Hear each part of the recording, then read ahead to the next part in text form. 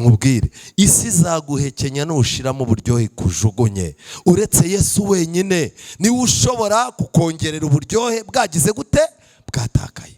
Hari umuntu muganiruka amazi uti ariko ibintu by'Imana mbona ugenda neza bite kubigendanye n'Isabato. Ati umva reka nkubwire rero tutazapfa ubusa. Nkuraho umudayimoni w'iki, w'Isabato. Isabato yabaye umudayimoni ryari? Reka mbabwire, Satani azajyana abanyamadini kugeza igihe bazahinduka abantikristo batabizi. Antikristo bisobanura kurwanya iki? Kurwanya Imana. Ko Satani ni umuhanga. Nukubera iki abantu basigaye bapfumura amatwi ho imyenge nk'itandatu. Unuvuga ngo ni imbata zibaye imbata by'iteka ryose.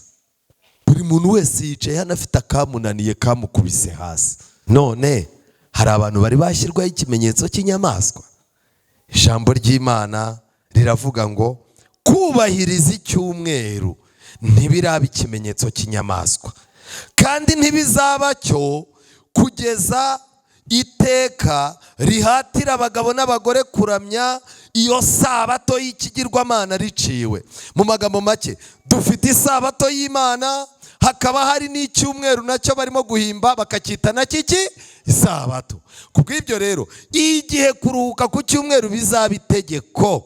Kwiringira TV, ubutumwa bwiza kuri benshi, gukizwa kwa benshi. Matayo 24 umurongo wa 14.